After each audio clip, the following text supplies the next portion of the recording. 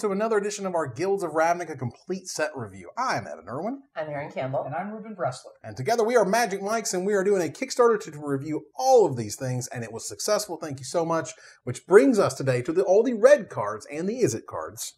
And we start with Arclight Phoenix. Yet another Phoenix. Let's see if we can make this one happen. It's a mythic red and 3 generic mana for a 3/2 flying haste Phoenix. And at the beginning of combat on your turn, if you cast 3 or more instant or sorcery spells this turn, return it from your graveyard to the battlefield.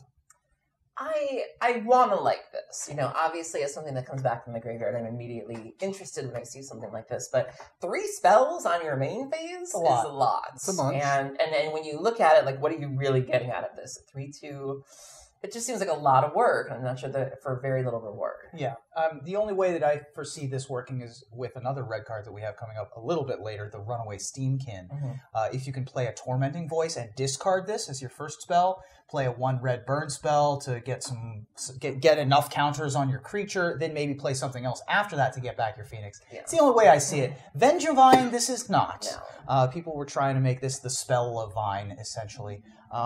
Unfortunately, this, like most Phoenixes, most mythic Phoenixes, is not Rekindling Phoenix, which sees a ton of play. This one is more in line with Ash Cloud Phoenix and some of the other disappointing Firebirds. I'm not quite ready to dismiss this one. I feel like there is potential. I feel like Wizards is trying to make a blue-red spells matter Wizards type deck thing. The thing I think it needs, though, is it needs something like a Manamorphose. It needs add some amount of mana to your mana pool, which they'll never give us again. Something that is a free spell, quote unquote, or something that untaps lands, or something that just gives you that much forward. So, and the Steamkin gets a little close to that. It's close. And we'll talk about that as we get moving. But again, this to me is a card that is either it absolutely sees a lot of play or it absolutely sees no play. Correct. There's no middle ground. Where Rekindling showed up here and there just because it was good and mid-range. But this is like, I need a deck. I need the deck to be good, and then I'm everywhere. The foils of this are going to be gorgeous. Look at the purples and the blacks and the oranges in the art. That's going to be a good one. Yeah, and again, this is one of those that it blows up also because the price of this is very volatile, because if this is playable, it's a 4 of. Yeah. It's not like a 1 of. If it's playable, it's a 4 of, and it's a mythic. Yes. So this card has a really low ceiling or a really high ceiling and a really low floor. Exactly. And right now we're at the floor because everyone's like, lol. But no, if someone busts this thing wide open, figures it out, for sure. It's going to be really good. Good spec target as well. If you want to invest in something, as we have a lot of stuff cycling out, we have more multicolor stuff coming in the next 2 sets. Maybe it accidentally gets there with something over the next couple sets. Maybe. We'll see. Barging Sergeant is next. Barging Sergeant. Hey, y'all. It's just the whole up in your face looking thing. I love it. It's a red and 4 generic mana for a 4/2 common Minotaur soldier with haste and mentor. Haste is a really good ability to pair with mentor. I like that a lot. You play a 3/3 for 4 on turn 4.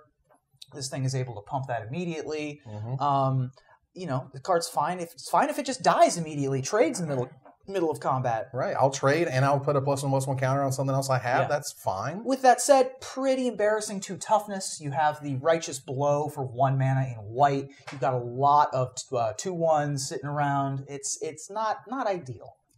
It is unlikely that this won't go blocked, but it is very likely that you're always going to get that mentor trigger. Yeah, and you'll typically trade with something. It's very rarely trading up. Like, if your Skynet Legionnaire is at a 3/3, you're going to play this and run this into whatever, because it's more important to make that a 4/4 than it is to make sure this lives, is I think a way to think of it. Yeah. Not a high pick in draft, not a super incredibly powerful spell in sealed by any means.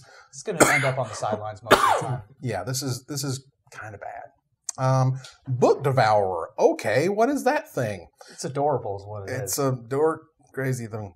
A red and 5 generic mana for a 4/5 uncommon beast with trample. And whenever it deals combat damage to a player, you may discard all cards in your hand. And if you do, you draw that many cards.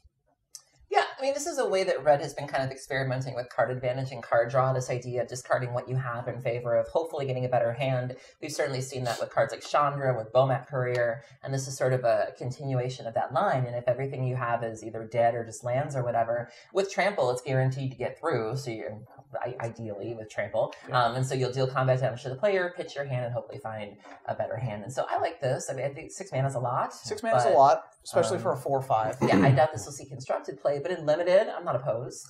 It's fine. Like, as a 6-mana 4/5 trampler, right? Yeah. Like, I don't really care about the other words on this card. Yeah. Maybe sometimes. The Wheel of Fortune is not super, or not even Wheel of Fortune, it's Windfall or Right. whatever. It's actually Jaya Ballard. It's Jaya Ballard's plus Yeah. one, isn't it? Isn't it, though? Who? Yeah. Who? Huh? Jaya Ballard, Miss Ballard if you're nasty. Mhm. Yeah, but Book Devourer, I mean, I'm not embarrassed by this card if it's in my deck, and it's an uncommon, so you're never going to want to play more than one. I'm just not excited about it. Nah. You know, I mean, I'm excited about it because it's adorable and hilarious. That's the only reason why I think it's great. Right. It looks like that monster off the Bugs Bunny cartoon. Oh, yeah, it does. Doesn't it? Command the Storm is next. It's a red and 4 generic mana instant. It deals 5 damage to target creature. Yay! At instant speed. At instant which speed. is good. That is see, the thing is that this deals 5, which is exactly that pressure point we were talking about earlier. A lot of stuff deals 4 or has 4 power, and being able to get that extra 1 to hit off Aurelia, to hit off the vanilla 4/5, to hit Book Devourer, which is less relevant, but certainly hitting Aurelia and the 5/5s for 6 are a big deal. Yeah, this is where Wizards wants you to give up your turn, that's 5 mana, in order to get rid of something important. And it could just be the 1/5 that's making birds or whatever, or it could be the 4/5 that's got trample and about to kill you. Yeah. But you are giving up basically your entire turn to make sure that thing is dead, and now it's at instant speed versus, what was it, Fiery Convocation in Dominaria, Yep. which was the same mana cost, but at sorcery speed, you can destroy target artifact or deal 5 damage. Yeah, you get it instantly. Cosmotronic Wave is next. The image on this is amazing. Will be absolutely brilliant in foil. It's a red and 3 generic mana for a common sorcery that deals 1 damage to each creature your opponents control. Creatures your opponents control can't block this turn. This will have the highest win rate of any card in the set because you only cast this card when you are literally winning that turn. Yep.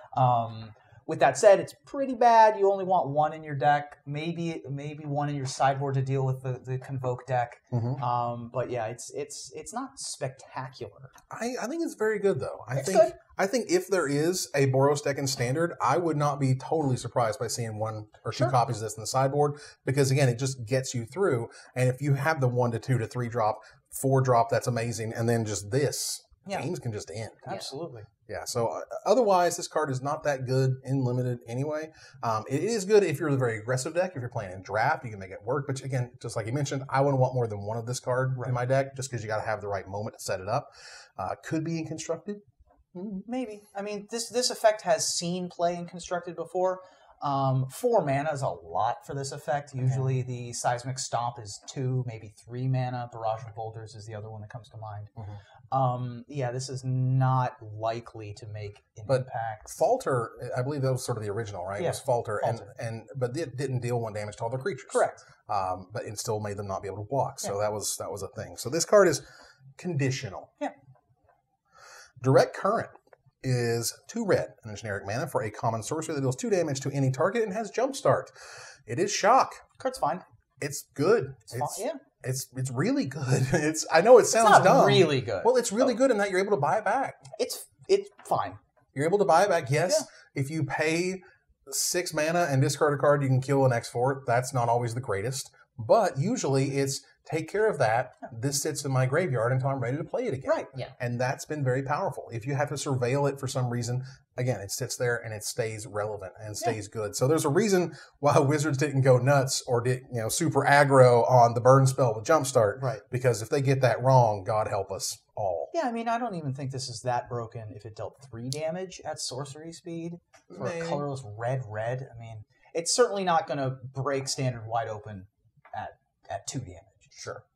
I mean, dealing 10% of your life total versus 15%. Card is fine. I'm not unhappy having multiples of this in my draft deck. Oh, yeah. No, you will. And you'll first pick something like this, and it'll be good because it's removal, and it's removal you can use over and over. Electrostatic Field is next. It's a red and a generic mana for an uncommon 0/4 wall with Defender. Whenever you cast an instant or sorcery spell, it deals 1 damage to each opponent. This is the uncommon build around. Yeah. This is the Jumpstart deck. This reminds me of Gear Report Either Grid a little bit, which sometimes sees play in affinity sideboards and just in sideboards in general. And so, yeah, I mean, in very corner case situations, it's fine. It also reminds me of Thermal Alchemist, I think it is. That's what I was going to bring up. Yeah, just sort of this body that can block aggressive creatures, but can still, also do damage if you need it to. So this card begs an interesting question, which is cards that do the same thing. How many of them do we need before a deck that is centered around Electrostatic Field, Firebrand Archer, and Thermal Alchemist do we need before that is an archetype that you can reasonably play in Modern, in some format. Because, the first one, okay, cool. Once you have 2 of an effect, once you have Llanowar Elves and Elvish Mystic in the same format, once you have Soul Warden and Soul's Advocate in the same format, once you have 3 of them available to you now with Electrostatic Field, once you have all of them available, how many do you need before you can build a Manamorphose or a, not really Storm, but sort of like a over several turns defensive kind of Thermo Alchemist, Storm-ish kind of strategy? I mean, I think you can build a deck like that right now if you wanted to. I think the question is just, is it viable? Or it's like, the decks like these with the walls, with the big butts or whatever, they want there to be creature decks to be blocking, to be stalling, so that you can do that. But, when you start playing older formats, you run the risk of combo decks, you run the risk of, control decks, where it's like, that sort of strategy is likely to fall apart. So I think you can build the deck. I just think the metagames you're looking at introducing it to, it's not very good against. It would be a blue-red Delver-ish style strategy where you have lots of spell pierces and daze style effect, lots of taxing counter spells. Oh, by the way, take a damage from my archer. Oh, by the way, take a damage from my field. Yeah, I think it's also going to require that archer to be different. 1 toughness. 1 toughness. The archer is probably not good enough, but Alchemist as an 0-3, this as an 0-4. Right.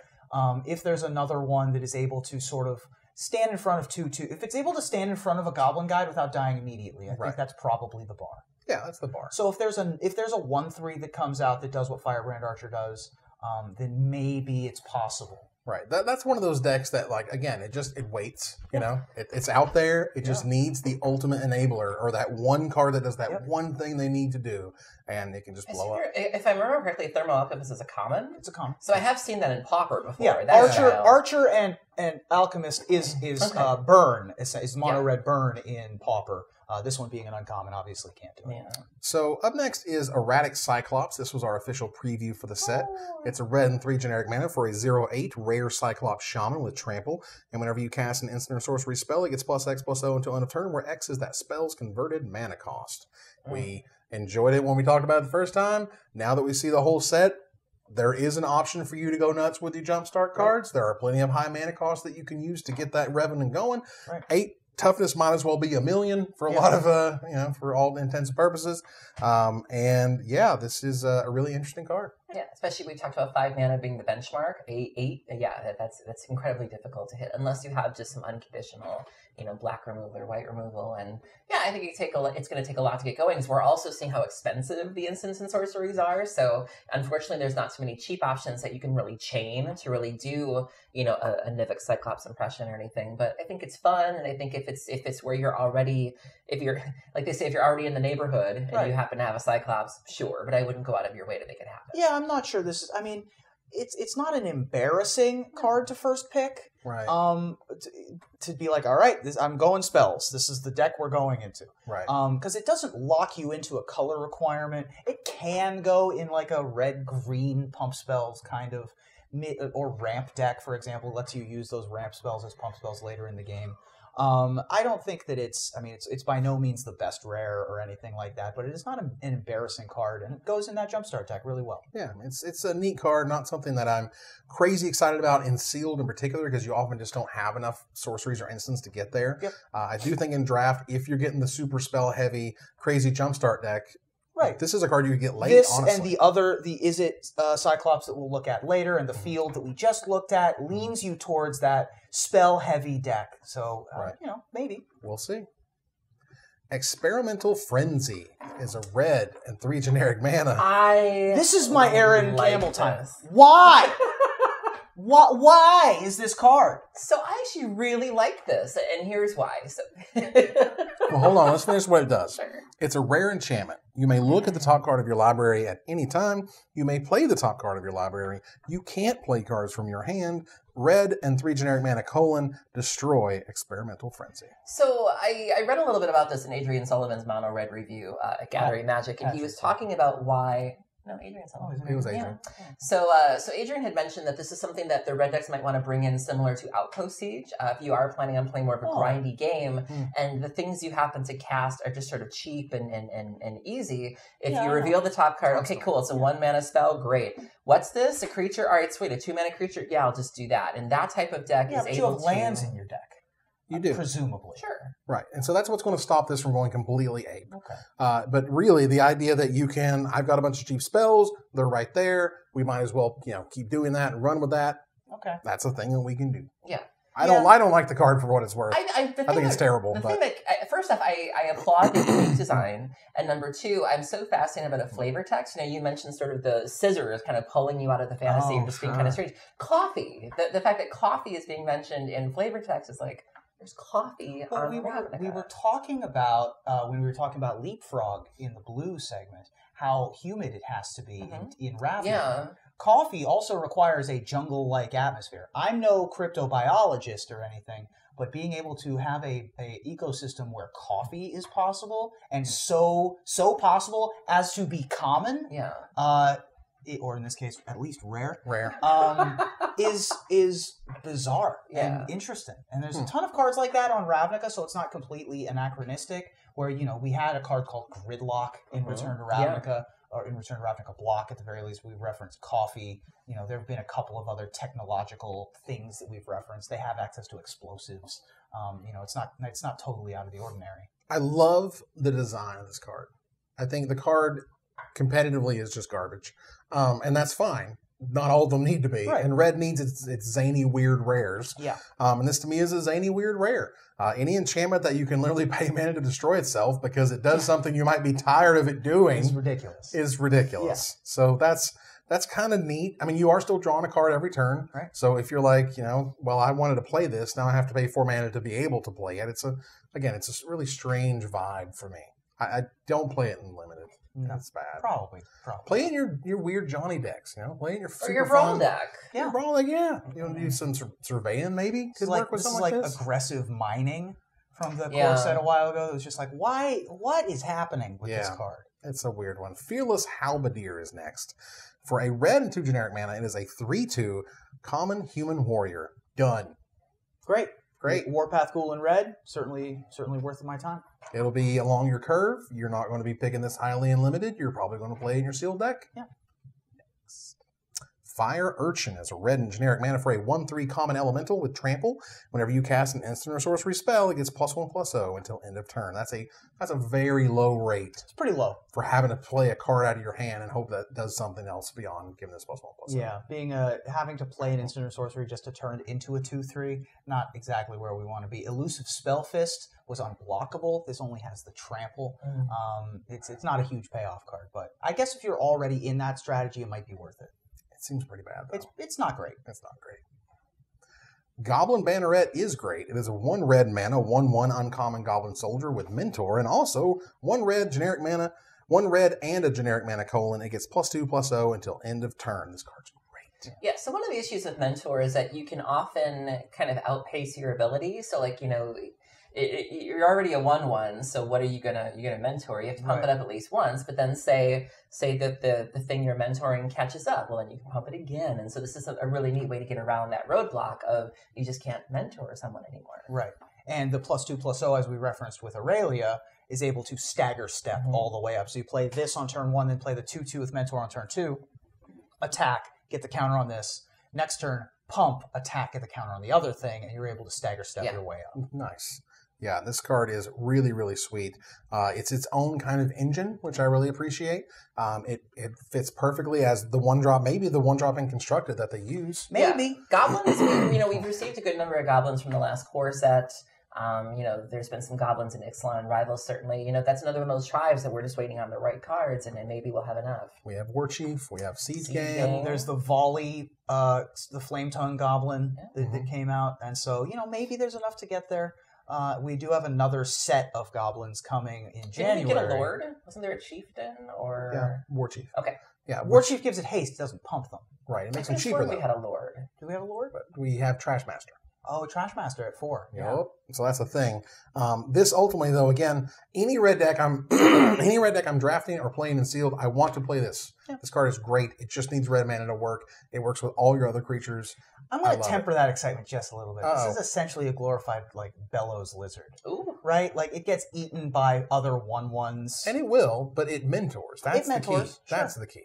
If it itself gets mentored before it gets to start mentoring, that's a lot better because it doesn't get chumped by tokens that the Celestia deck just makes all the time. Right, and you're not wrong, again, but as a turn 1 play, a turn 2 play, some, a turn 3 able to mentor. Look, I love me a 1/1 for a red mana. All right, I'm just saying, it's not the greatest. This is not a card I'm willing to first pick.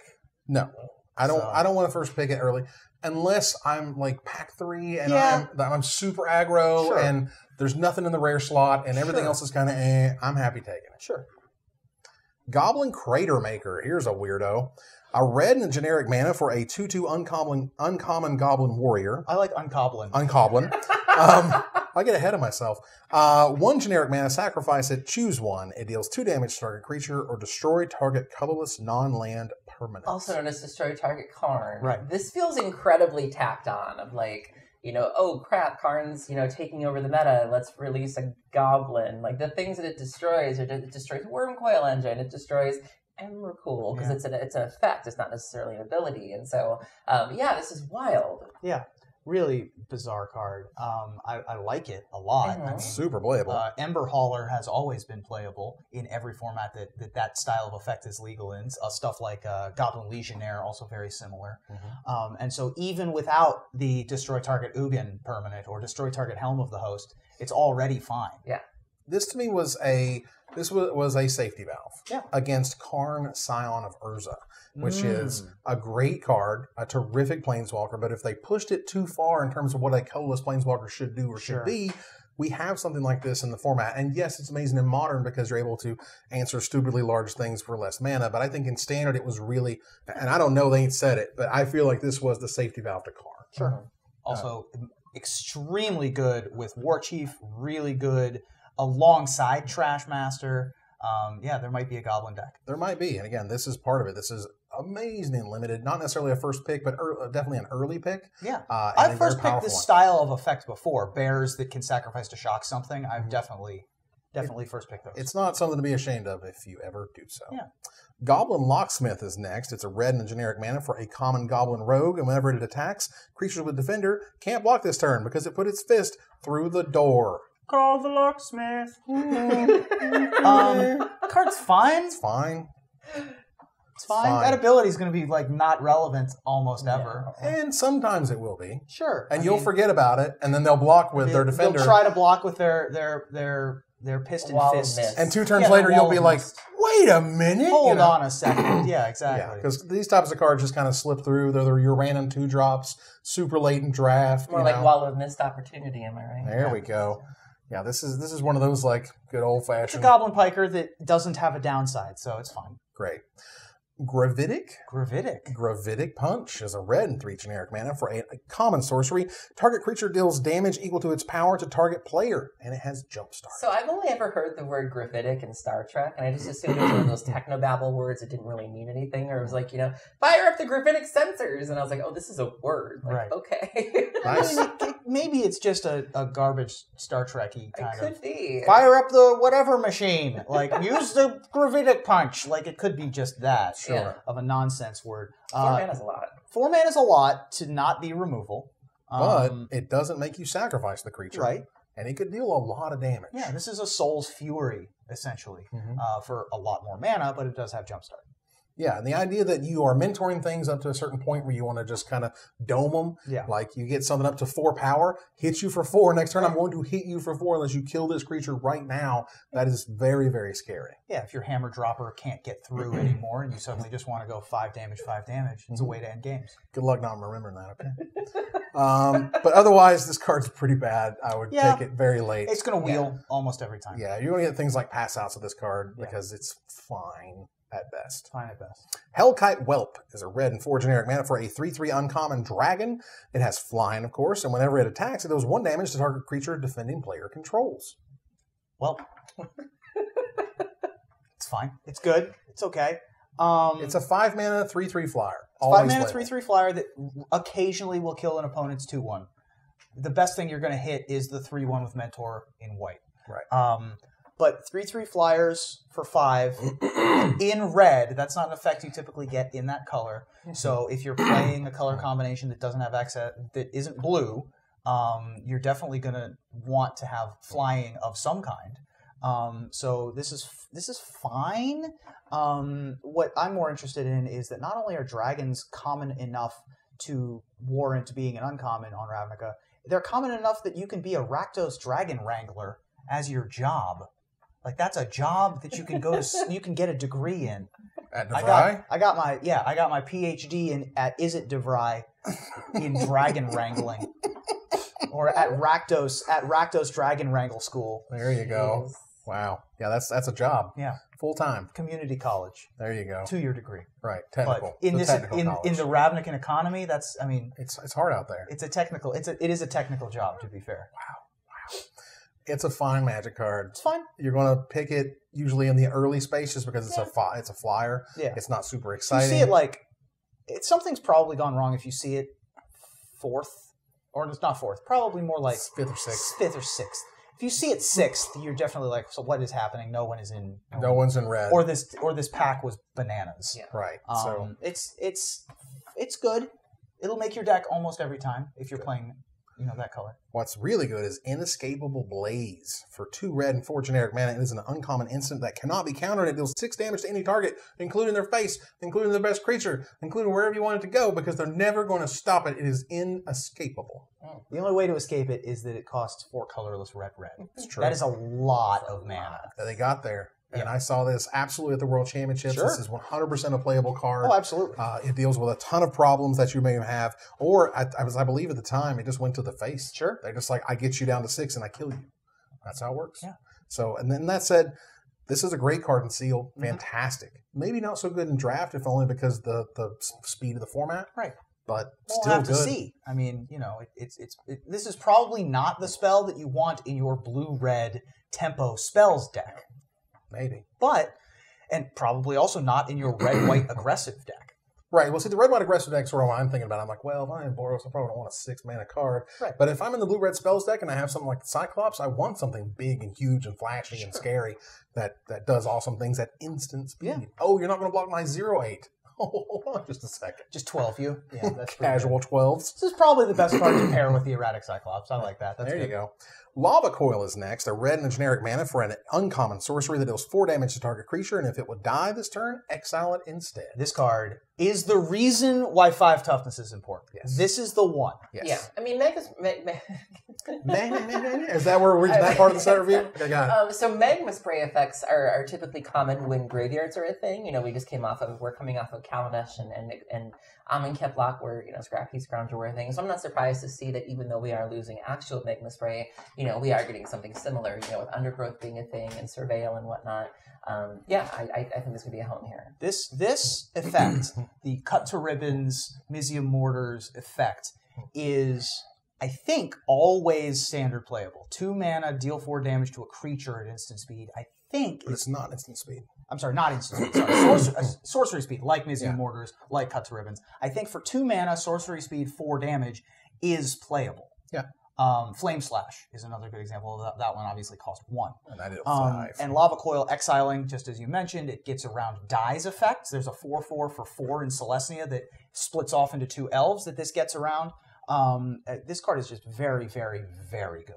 Yeah, this is right up there with Price of Fame in terms of one of the best removal spells that you can have in your deck. Yeah. 100% playable, easy first pickable. Like, you never not play this card. Yeah. That's just how it works. And probably going to see play in whatever red mid-range, the sideboards of the red aggro decks. Usually the red aggro decks don't want to have non-face targeting removal. They want to have like the incinerates, the lightning strikes that deal damage to a creature or a player. This one dealing only to a creature, depending on the metagame, might be a problem, but you'll certainly still play it in sideboards to be able to deal with troublesome permanents. Yeah, there's if you want to learn more about game design, go check out all of the creatures that have 5 toughness, and then take a look at why they are, and then go take a look at the other creatures that are 4 toughness, and see where that line was drawn as to why this is as powerful as it is. Yeah. All right, Legion Warboss is next. Oh my god! This is really good. Red and a 2 generic mana for a 2/2 rare Goblin Soldier with Mentor. At the beginning of combat on your turn, you create a 1/1 red Goblin creature token. That token gains haste until end of turn and attacks this combat if able. This is one of those weird cards that if you're playing the white enchantment that makes the angels instead of the goblins, it's not going to get haste because it gets haste later after the token is created. The token isn't made with haste, if that makes any sense. Darn. Okay, cool. Whatever. This card's amazing. Yeah. This card's amazing. Card is being very favorably compared to Goblin Rabblemaster, which was an extremely potent card during its standard environment and has seen play in older formats as well, including Vintage, if I'm I played a turn 1 Rabblemaster before. Sure. And this card, Rabblemaster, it is not.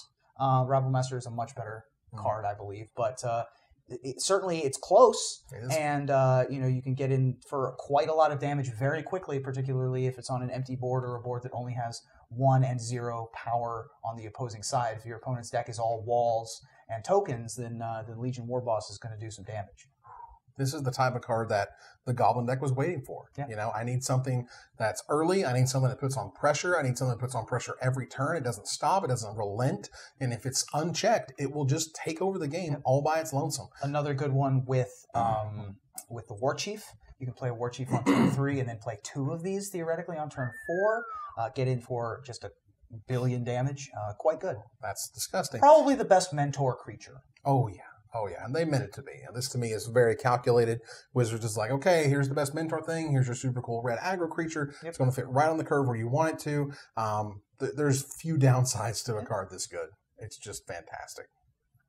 Maniacal Rage is a red and generic mana for a common enchantment aura enchant creature. The enchanted creature gets +2/+2 and can't block. The number of times I've played cards like this on opponents' creatures, let me tell you. The number of times I've played actual Maniacal Rage, whether it was printed in Stronghold and then it was reprinted in Theros. Okay. And at least one other time. But yeah, this card I've put on my opponent's creatures to be able to deal a bunch of extra damage.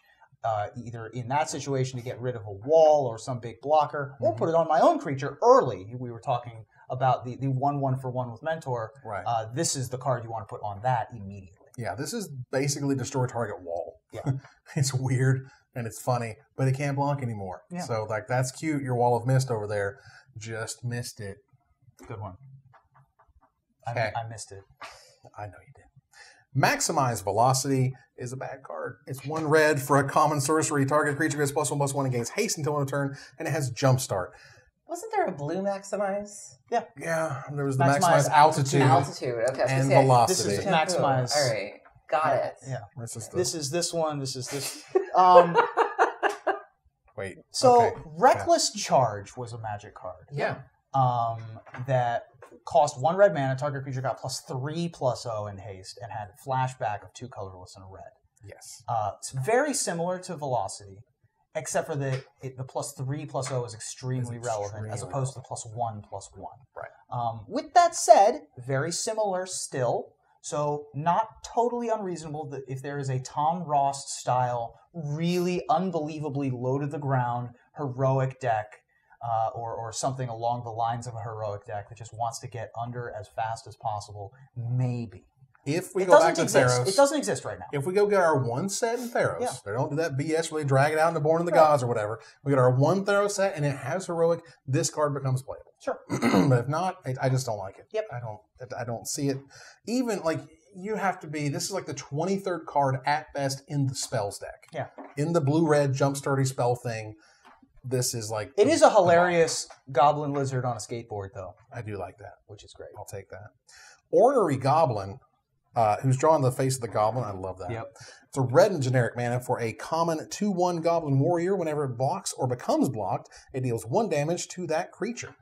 We've seen this plenty of times before, all the way back to Innistrad? Ashmouth Hound in Innistrad. There you go. Yeah, that card was cool and very playable. The card was good. And just like this one is. Yeah.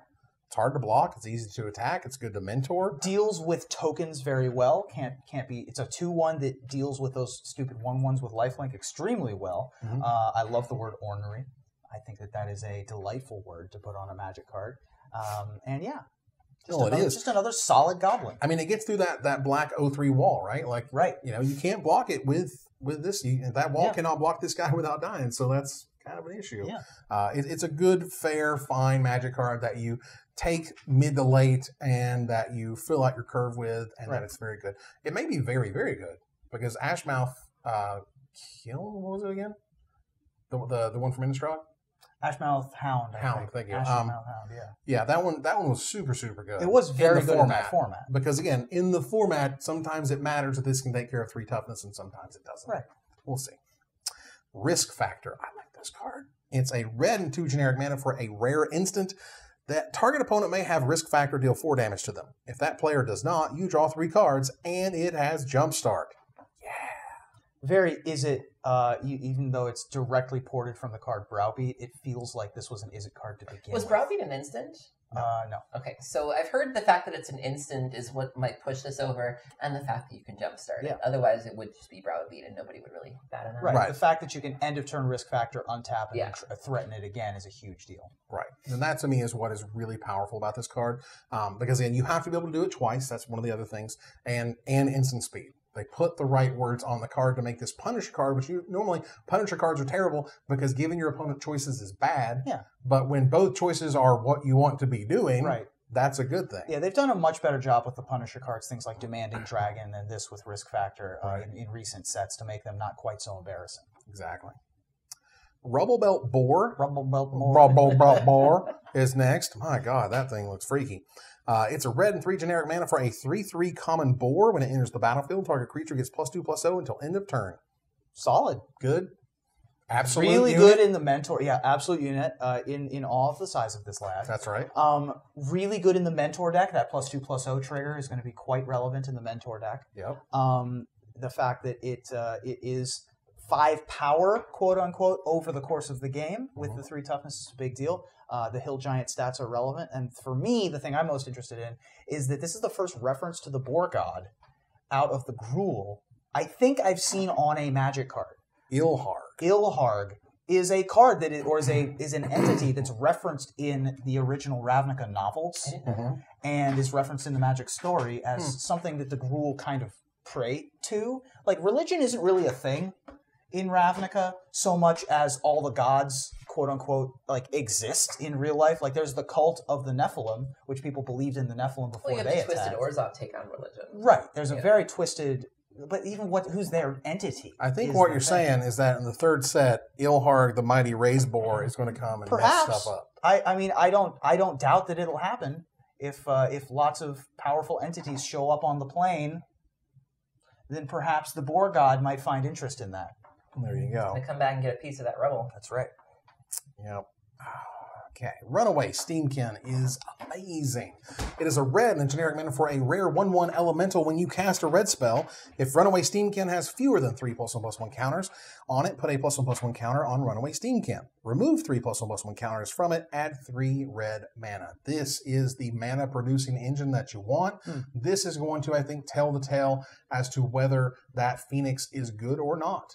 And as to whether, I mean, there's some crazy, like, what, turn 1 wins in Modern or something? Turn 2, I think, is the turn earliest. 2. Because you can play this on turn 1 and then on turn 2 attack for 1 billion. Yes, zoom, zoom, zoom, zoom, zoom, zoom, zoom. Yep. Like, the ability to take off this, again, this notes, it is a red spell, creature, instant, sorcery, anything as long as it's red, multicolor. As long as it's red, it's getting a counter on this thing, and that is fantastic. Yeah, Runaway Steamkin is pretty exciting in Modern. You can get it out on turn 1 with a Simian Spirit Guide, and then follow it up on turn 2 with multiple Monastery Swift Spears, being able to play Pact of the Titan as a free red spell to be able to get to that extra trigger and then kill your opponent with something like a Goblin Bushwhacker. Very exciting implications with Runaway Steamkin in Modern. In Standard, we're going to need more shock effects, more 1 mana deal damage effects than we currently have. Stuff like 3 mana deal 2 with Jumpstart is good, but not in this scenario. No, that's not good enough there, but, you know, again, it doesn't take much. No, it doesn't take much. Like,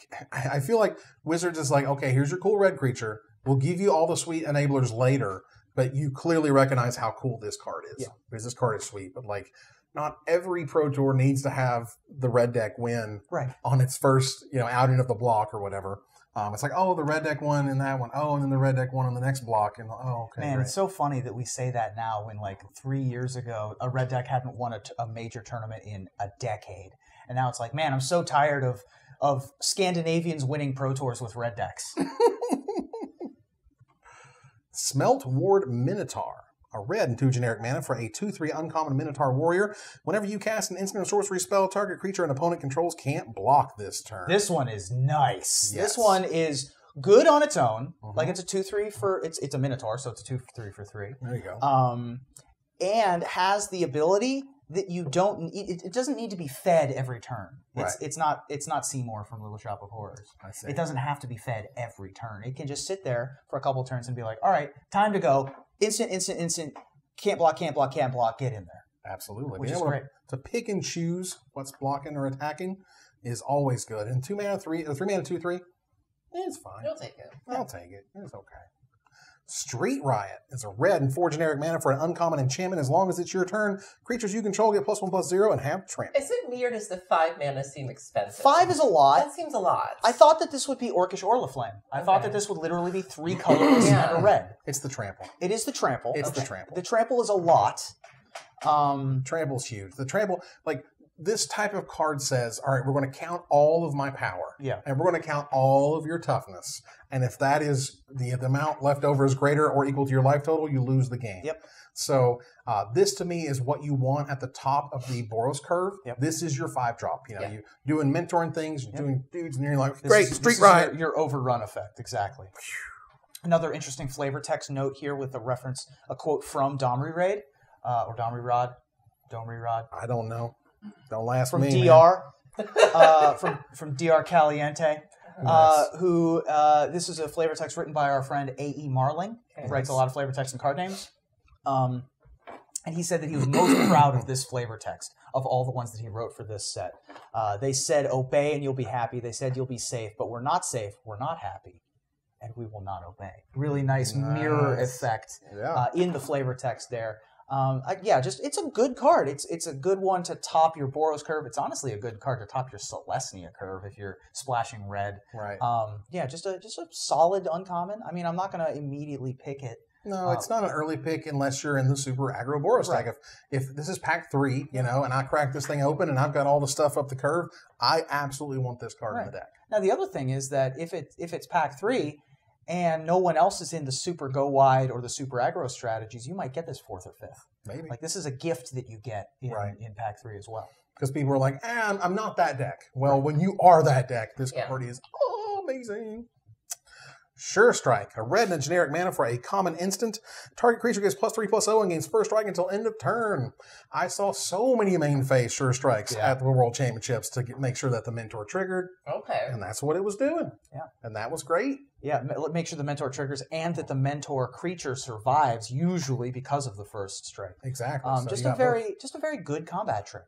Yeah, I mean, you can still use it as a classic combat trick. You're blocking or whatever, you're attacking, you want to get them.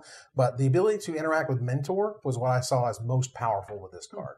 And provides a new kind of facet to it because Sure Strike has seen a million printings. Sure. Torch Courier is next. It is no Goblin Motivator. Let's put it that way. It is a red for a 1/1 common Goblin with haste, and you can sacrifice it. Target creature gains haste until end of turn. Goblin Motivator was nuts and scary, and this is less so.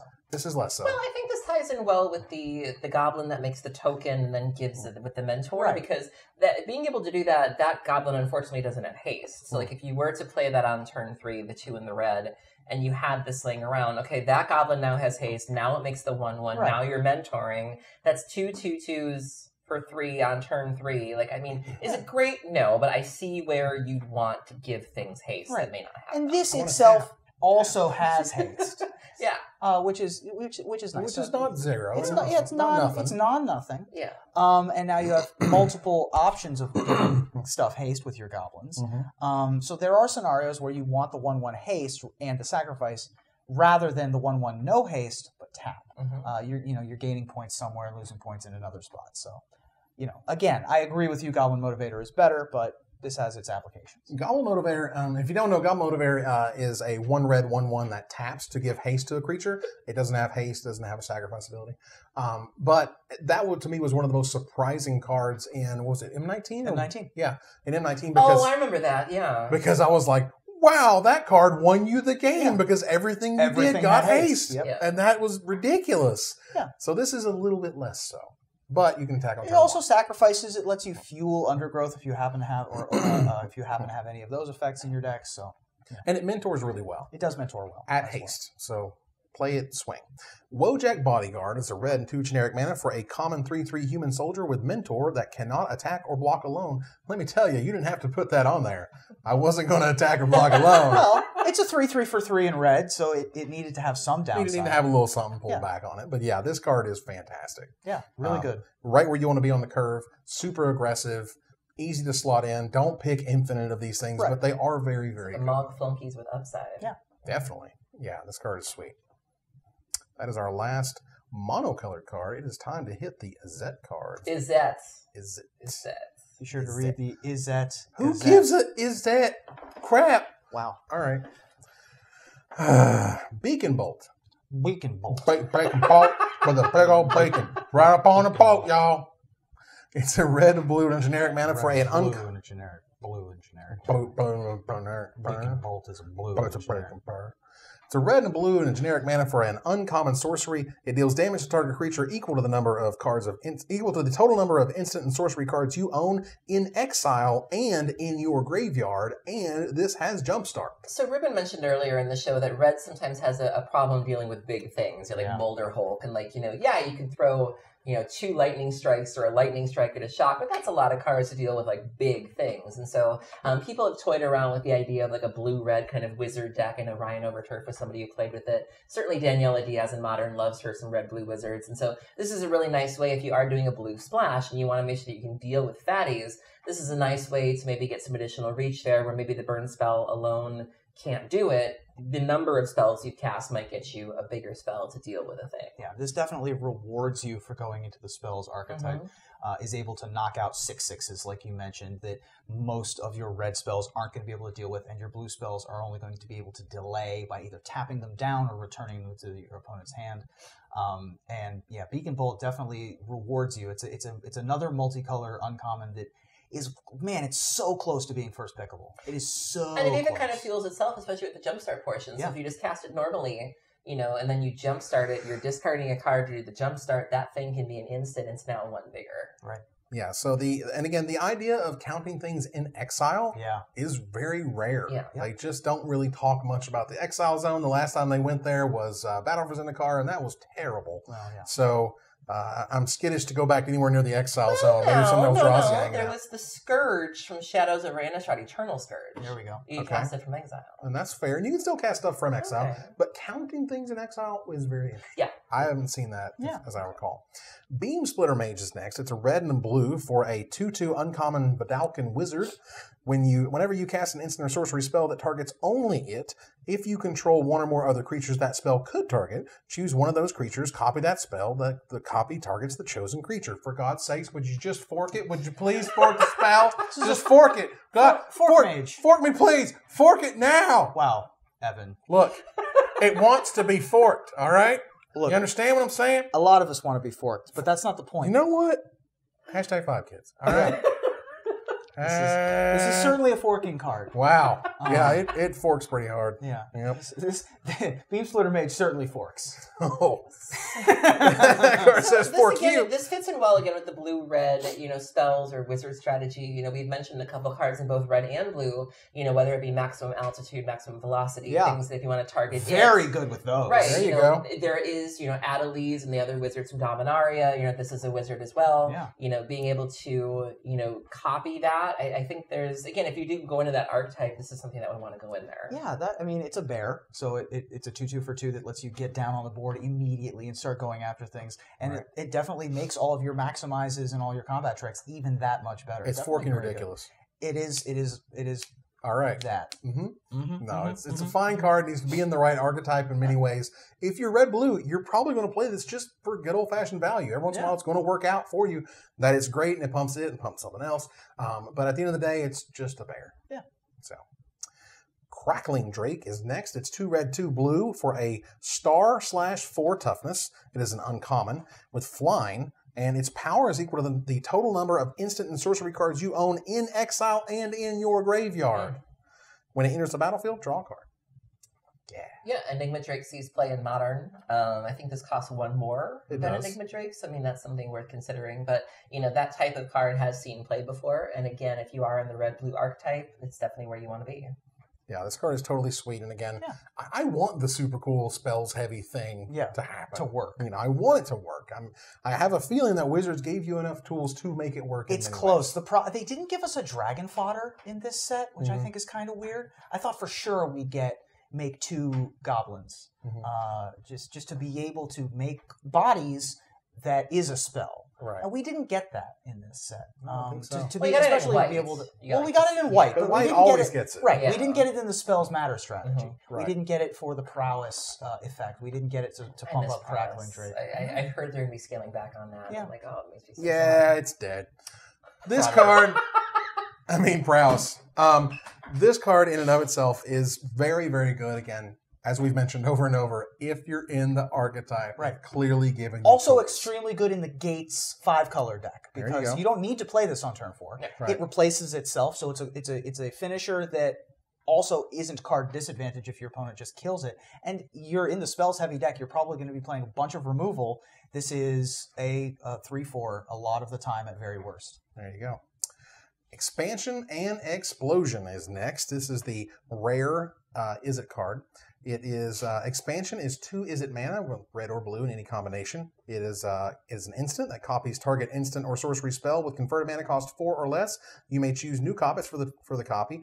Please fork me. Please fork it. Just fork it now. Fork it right now. Oh my God, fork it. Oh my God. Are we posting this on the internet? Are we posting things? I don't know. Internet? Seems like a... Explosion is 2 red, 2 blue, and X. Generic mana. It is an instant that deals X damage to any target. Target player draws X cards. This is not Sphinx's Revelation. Sphinx's Revelation. I'm sorry, it's not. It never will be, because Sphinx's Revelation did 2 very important things. First of all, it did draw you cards, and that's part of what this thing does. Right. But it also kept you from dying. Right. And this will not deal enough damage to stop you from dying. First of all, is 1 mana too expensive to compare, really. It's only 1 target. It's only one target. So yeah, maybe you dealt with that like 4 toughness creature thing, but it didn't gain you 4 life, and then you were unable to untap and then do it for like 6 or 7 more life, putting you up so many cards and so much life that they couldn't kill you. It's a shame that you can't fuse this, like doing the explosion and then copying the explosion. That would be sweet. Well, you can't, because the converted mana cost is already greater than 4 just by playing it. So like it's 4 plus less. X. Yeah, it's a 4 or right, less. but you can't like pay, like let's say X was 3. You can't do like 7 and then 9 and then No. Yeah, that'd be sweet. I mean, it'd be That would nice. be dope. Because they just want you to fork things. Just fork. It is nice that you're able to copy your opponent's spells in response. That's Yeah. also pretty good. That is nice. I mean, this is another one that you're going to play in the. Oh, I also didn't catch the super 4 or control. less. Never mind. Yeah, Right, that's the thing. Yeah.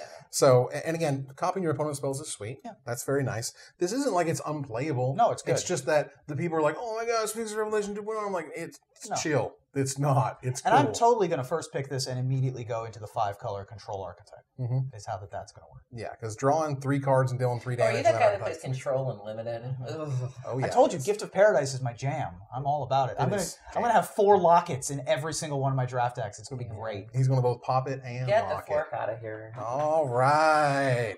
Fire Mind's Research is next. It is a red and a blue rare enchantment. Whenever you cast an instant or sorcery spell, you put a charge counter on it. You may pay a blue and a generic mana, remove 2 charge counters from Fire Mind's Research to draw a card, or a red and generic mana, remove 5 charge counters to deal 5 damage to any target. This reminds me of Dynavolt Tower, which saw a little bit of play. There was a control deck based around that. And, you could do something similar. Just kind of drop this on turn 2. The only problem is if you're playing blue, you probably want to be playing Search for Azcanta and Constructed. So it's very niche. In Limited, I can't imagine that you'd have enough instant or sorceries to really make this thing Quite work. good with Jumpstart.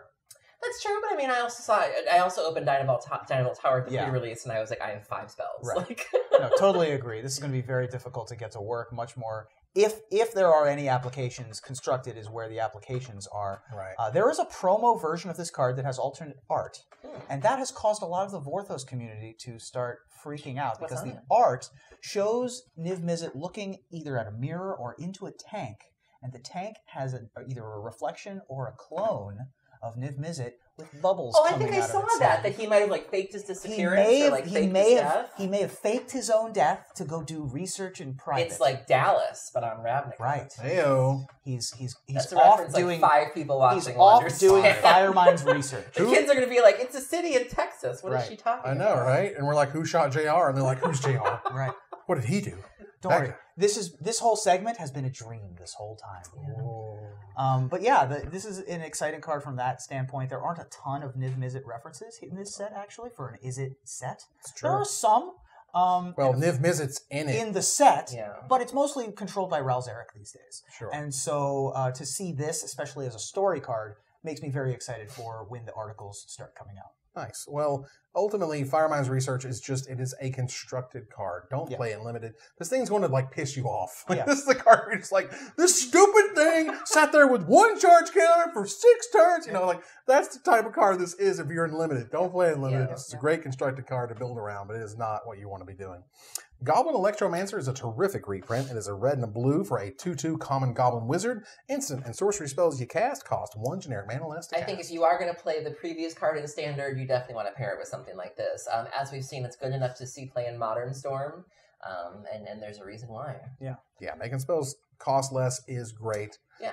You'll kind of sort of inadvertently get bonuses out of the spell deck in limited, which is great. But this isn't a card I want a ton of. I don't want like 4 of this card in my deck, even if I'm the spells deck. You want more spells than you want more Wizard. of this card. So if you are in sort of the Adeliz blue-red wizard plan with the Wizard's Rebuke, Wizard's Retort kind of thing, slides right in. Maybe it'll work. I feel like there's a blue-red deck out there. I hope so. We'll see if it can come to light. Hypothesizzle, written to you by Snoop Doggy Dog for Shizzle.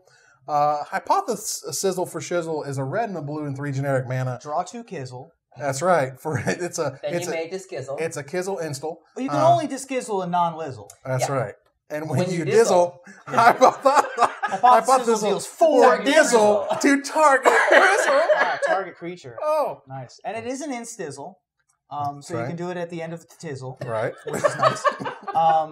It is card advantizzle. Right, advantizzle, right. Okay. And so you're able to get card selection and card advantizzle, which is nice. That's excellent. And it's also remizzle. Remizzle, yeah. But it's a little expizzle. It is a little expizzle. Yeah. You don't want to have 2 mizzle of these. Yeah. Right. Otherwise, you're going to have a hard tizzle. Yeah. I'd probably play upwards of, I don't know, maybe Thrizzle is a bit much. Maybe Thrizzle's a lot.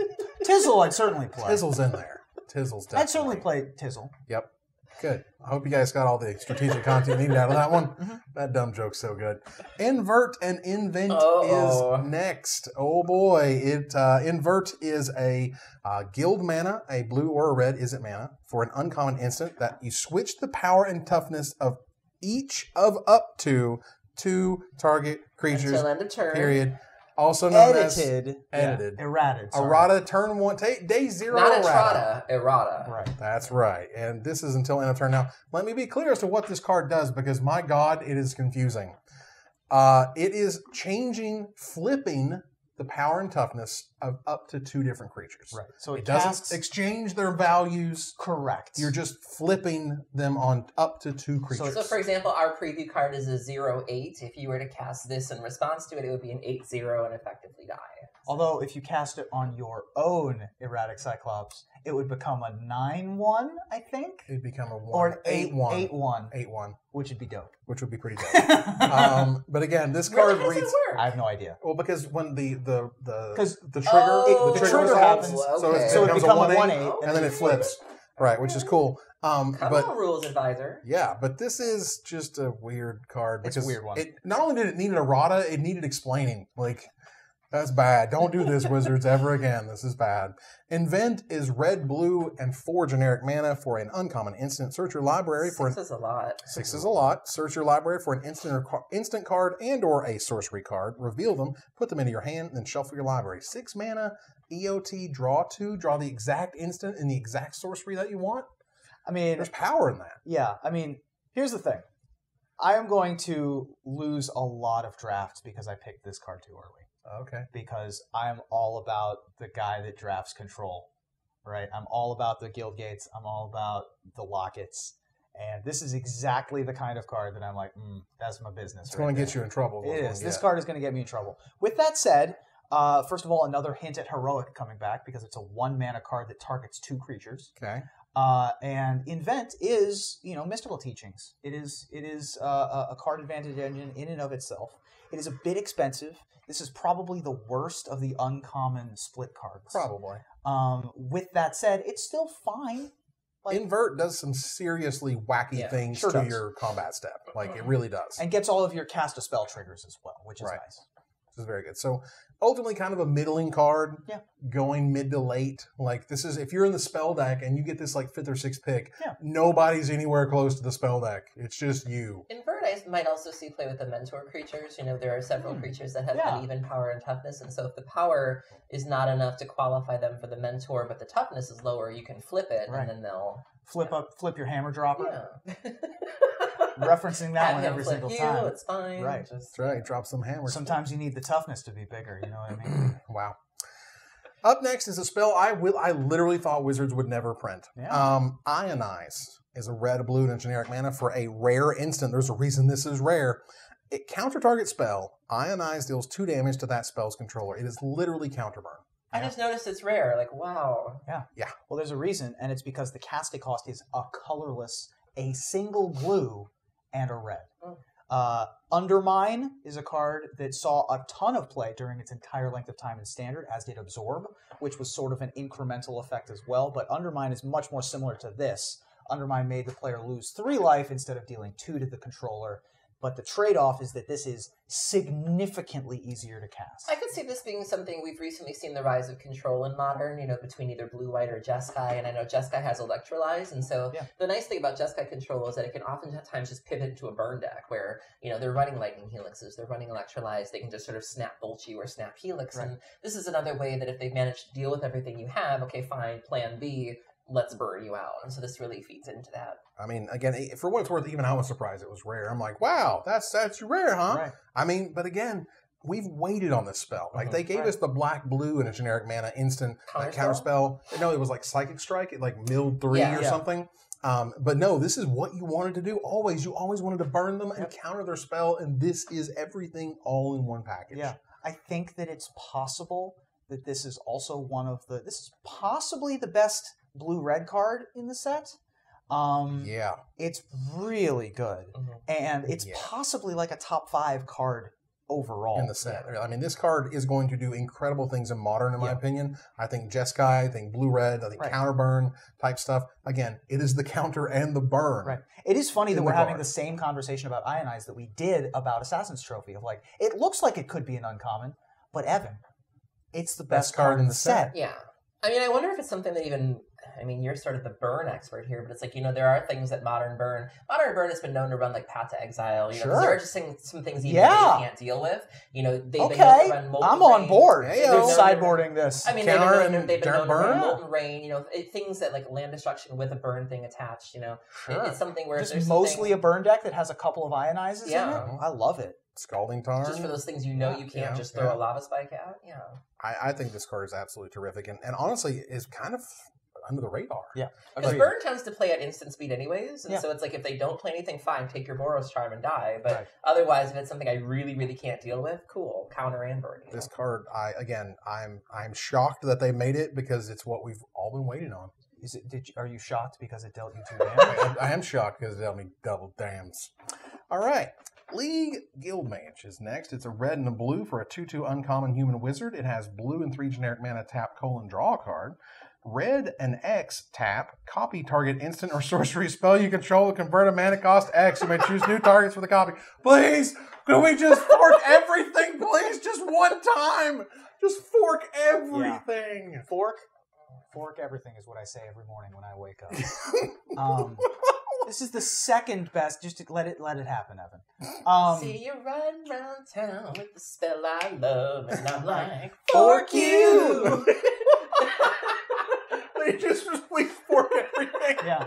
Please, go fork yourself. Please. It's not out of nowhere that these fork effects are coming all with the Izzet. Yes. To be fair, they're the experimental crazy people, and so it's what they're hinging that thing on. Correct. I get it. League Guildmage, I think, is the second best Guildmage after the Dimir, after House Guildmage. Being able to copy your 2 mana removal with just 3 additional mana is a big deal. Drawing a card at the end of the turn is a big deal as well. I really like this card quite a bit. Would you say it's in a league of its own? I would say so. That's about right. Yeah. I'm not out of its league. I don't know how many of these I'm going to draft, but I would certainly play upwards of 20,000. Wow. All I know is 4 mana, draw a card on any creature is insane and limited. Yeah. If you're in these colors, you're going to want to play it. If you're in these colors deep in pack 3, it's an easy first pick. It does what you want to do, and you just fork everything. So I wouldn't league her for forking. Please. So this is also a wizard. We've mentioned blue red, but when you look at they have the Wizard's Retort, the Lightning Bolt and Standard. I mean, being able to copy that does not seem bad. Being able to copy that is forking ridiculous, is what it is. That joke is minor league, bro. Wow. All right, so next up is Niv Mizzet Perrin, and we have a special guest. Apparently the only one for this video, so let's take a look. Hi, Magic Mikes. It is Tappy Toe Claws from Twitter. Thanks for having me on to talk about the new Guilds of Ravnica cards. I'm psyched. I freaking love Ravnica, as does most of the community. So I'm obviously here to talk about a Selesnya card. I'm here to talk about the new Niv Mizzet. It's why I'm definitely standing in the Nivix Airy and not just my condo porch. Anyway, Niv Mizzet Perrin is the new Niv Mizzet that we got this time around. Svetlin Velinov knocked this art out of the park. That's the first thing that I would like to say. We got a Smirky Dragon Boy, which is basically the best. Super good art. It is a good card, I think. The blue, red mana cost is a heck of a cost. I am definitely going to try to cast it in every limited pool that I have, even the ones that probably shouldn't be able to support it, but I've only ever been a loyal Izzet guild mage, not an intelligent magic player. So, that was your first mistake, inviting me on. But anyway, for that hell of a casting cost, you do get a 5/5 flyer that can't be countered, and it does the usual Niv Mizzet thing. So whenever you draw a card, it pings for a damage. It can hit creatures or players, which is pretty sweet. So anything that isn't already dead to Goblin Chain Whirler, I guess, could potentially die to Niv Mizzet, or you could just ping your opponent.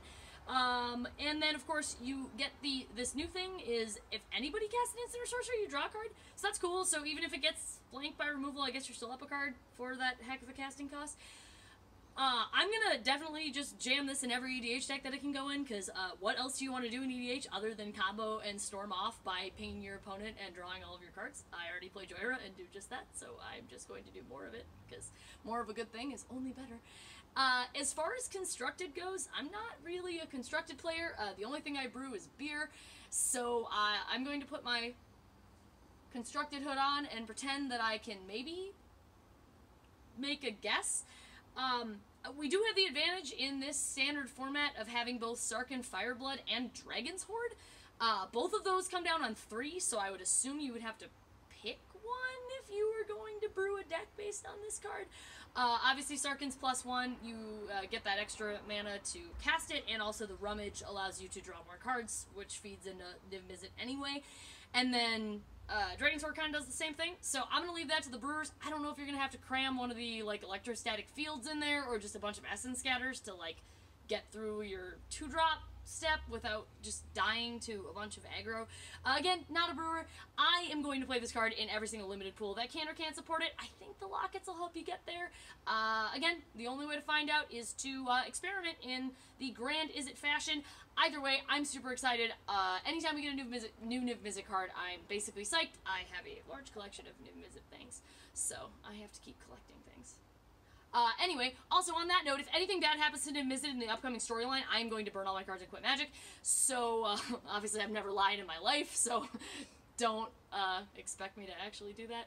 I'm super, super psyched about this new card, and all glory to the Firemind! Wow. Yeah.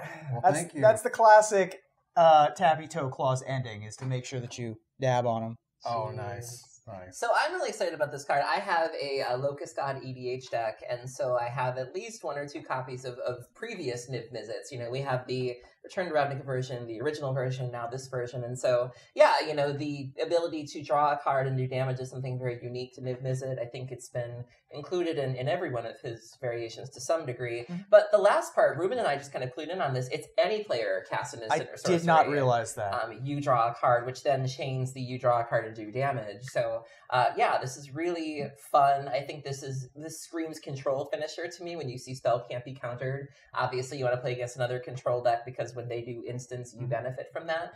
You are competing with Teferi in any sort of control deck, and also you're competing with Nezahal. So they're really weak to planeswalkers, unfortunately, is Niv Mizzet. The other finishers like Nezahal or Chromium. But I think could be fun in Brawl settings. I think could be fun in EDH. I think certainly if you can support it in Limited, you should absolutely try to play it. I just think there's a lot of competition in Standard to get it off the ground. I mean, well, first of all, the only thing I brew is beer. That's a heck of a line right there. There was a lot in that video. There was a lot of good stuff. Thank you so much, Tappy Toe Claws, for being a part of the show.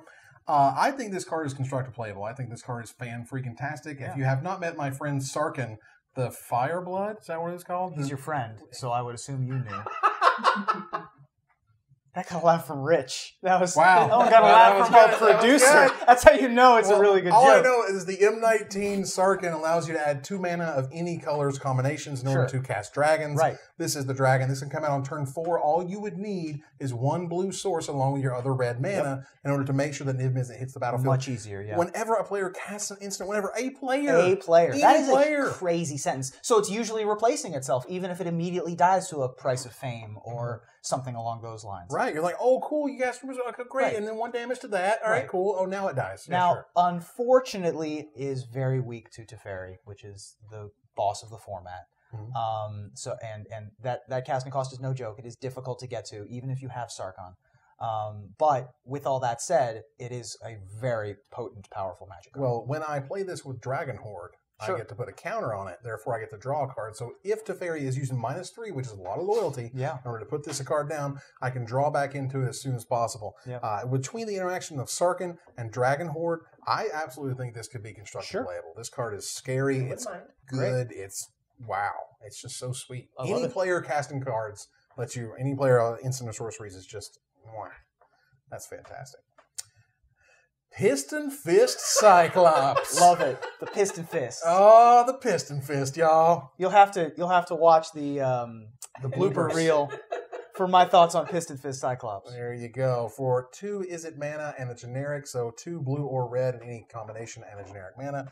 3 mana for a 4/3 common Cyclops that has Defender, and as long as you cast an instant or sorcery spell this turn, Piston Fist Cyclops can attack as though it didn't have Defender. Oh yeah. I like that they are really buying into the kind of hilarious internal rhymes, I think that they're called, because earlier we had something Sergeant that was a Barging Sergeant, and this is Piston Fist, and we've got other ones that are along those lines. Definitely want to have those in a really exciting, fun environment like Ravnica. Piston Fist Cyclops again is another good reward for the spells heavy deck. You can play it in mono blue, you can play it in mono red. Kind of tough to splash in either of those other archetypes. Anyone else notice the spelling mistake in there, or the grammar mistake? What's that? It's hyper-pneumatics, can punch through a wall, and the spy... Oh, okay, and the spy on the other side. I thought it was trying to say, and then spy on the other side. No, the hyper-pneumatics, though. Hyper-pneumatics. Good gravitic job. sensors. Turn on the gravitic sensors. Earlier, Evan was talking about the pneumatics when he meant the mnemonics. If you remember that a couple episodes ago. Did you see Johnny Mnemonic? I saw Johnny Mnemonic. I heard that movie was bad. Was it bad? It's pretty bad. But it's like bad, but in the way that But it's not a mnemonic betrayal. Right. Oh, I see. Wow. Well, look, up next is a Planeswalker. Ral Izzet Viceroy is next. He's a red, a blue, and 3 generic mana. 5 loyalty, a mythic legendary Planeswalker, of course, being Ral. +1, look at the top 2 cards of your library. Put one of them in your hand and the other into your graveyard. -3, it deals damage to target creature equal to the total number of instant and sorcery cards you own in exile and in your graveyard. Once again, counted in exile. -8, you get an emblem with, quote, whenever you cast an instant or sorcery spell, this emblem deals 4 damage to any target, and you draw 2 cards. 5 mana is a lot. I hate to be that girl, but... And you know, we talked about how you may not necessarily have enough spells in Limited to really support this. You know, if you don't have enough to support a Dynamo Tower, you don't have enough to support the Firemind's plans, I can't imagine you're going to have enough to really get Ral off the ground. I mean, certainly you can go the long way and just plus it and hope you get to 8, but even then, are you going to have enough to really go off with the ultimate? I'm not sure. Constructed... You just played Teferi. Yeah. It's competing with Teferi, who is also +1, -3, and -1 billion, comes in with 5 loyalty and costs 5 as a blue planeswalker. The +1 here, I think, is slightly better in certain circumstances than Teferi, but usually worse. The -3 is significantly worse. Or Porcano Lithos. Or you could play both. Sure. You could try to play both. But I would probably play the 4th Teferi over the first Ral, even in a Jeskai deck. Yeah. That's true. So Because Teferi is just so good. I'm interested in what exactly Ral is holding. He appears to be holding a piece of cloth. I think so, but As look at that if- arm. Look at what's going on down there. There's some tats happening. What is he holding? Ral's kind of having a midlife crisis. He got a sleeve tattoo and has streaks in his hair. There you go. that's got to be story relevant, Yeah. right? I mean, So what's- probably yeah. something. Interesting. Ral confirmed to be working for Bolus, and they've confirmed that 5 of the guilds are going to be Bolus leaning, and those guilds will have planeswalkers at the front. So obviously, Vraska has steered the Golgari that way. Ral is leading the Izzet that way, and so people are speculating who the next 3 are going to be. I heard it's probably going to be Gruul, because obviously we've seen Domri be unhappy, and Domri's a planeswalker. Right. So it's most likely going to be Domri. Possibilities, I've heard rumors of maybe like Dove and Bond for the Azorius. I was going to say, Azorius seems like the kind of political entity that could be steered in that direction. Yeah, so there's some interesting talk, and then the next 3 will be revealed in the next set. I mean, to be clear, in Limited, this thing is bananas. Oh, for And sure. It's a planeswalker. I disagree. Planeswalker, I Really? what? I mean, like I said, I think It's just Keranos at that point. I Like, it's just mean, draw extra cards. but I worry about. I mean, it's good for certainly drawing the cards, but I just don't think when you get to -8, do you have enough to really? No, the do loyalty is Who irrelevant. cares? I just want to draw cards. All right, I'm just Nice. happy drawing cards. Sure. and- Once I get to 10, I'm still probably just +1ing. Probably. I mean, maybe if you got a bunch of instants and sorceries that you drew thanks to his +1, you'd do his -8 or whatever. But like for me, this is just good old-fashioned raw card advantage. Yeah. It gets cards in your graveyard. It counts the right things. It can protect itself if you want it to. Yeah. Ideally, you just ride on this card advantage to victory. And that's generally where I'm at in terms of Ral or any Planeswalker. Yeah. So It's pretty unfortunate that Ral is not better than it was. I mean, the thing for me is we've had playable Vraskas before, and we have a playable Vraska in Standard, right. and we haven't really had a playable Ral before. Like, the 4-mana Ral is not great. Like, Yeah. Johnny Two Bolts ain't really where you want to be. Old Johnny.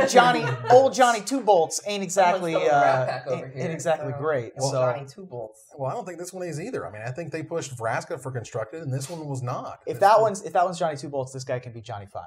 Nice. Well, he is alive. Yeah. And 5 people also got that one. Because I'm not even explaining that joke. that's If a you got it, short circuit congratulations. reference. Just Google it. You took the joke on the table and you just cut Yeah, it well, right over. you know. Look at all the bleeding everywhere. Sonic Assault is next. It's a red and blue and a generic mana for a common instant that taps target creature. It deals 2 damage to that creature's controller, and this has Jumpstart.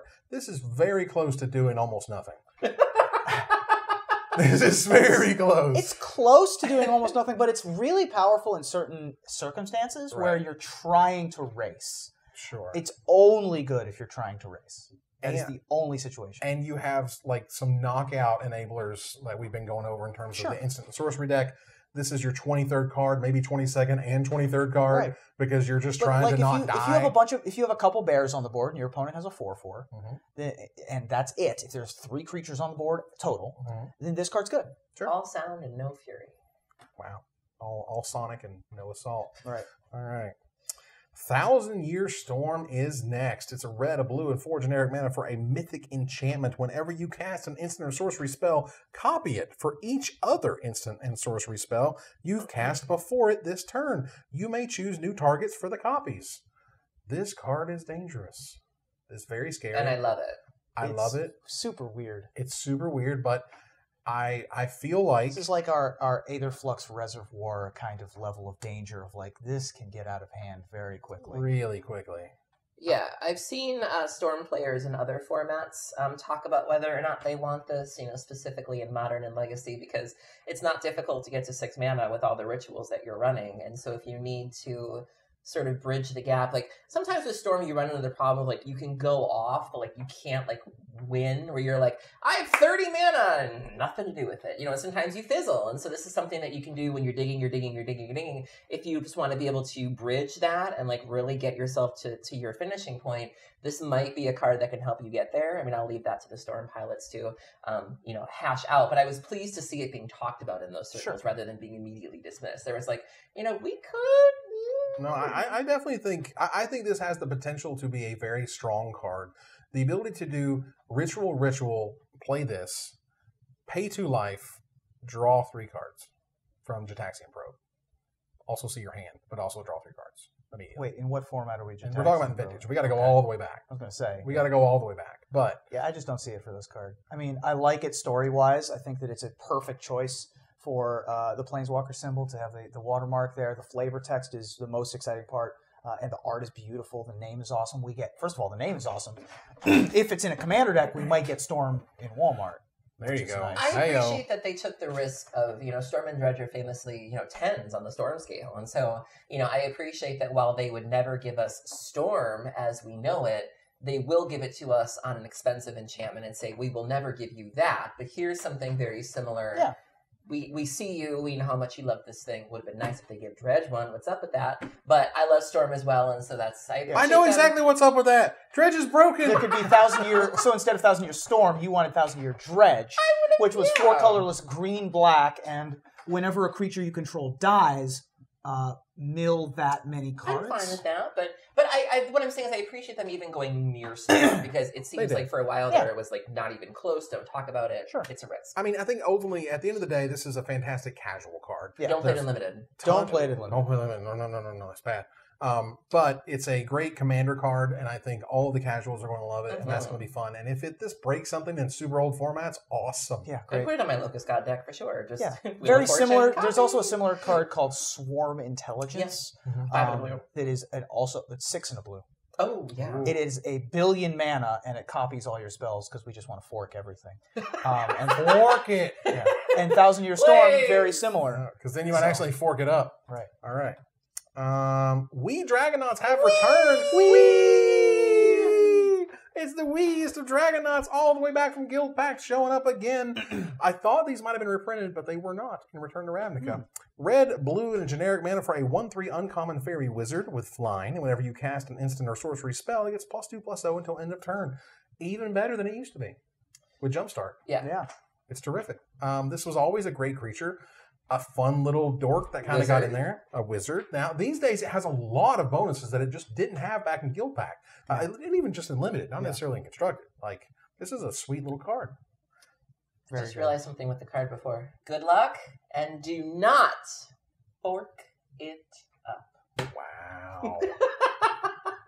Wow. Well, We Dragonauts, another card that you're not crazy excited to get. You're going to see it late. You're going to get past it, and it's a nice payoff that you'll be like, oh, hey, I got a We Dragonauts. Cool. Yeah, like it's going to go into your red-blue spell deck, and that's super cool. Yeah. But it's not going to be like, oh, man, open a We Dragonauts, bro, and like, you know, you high-five and hug it out.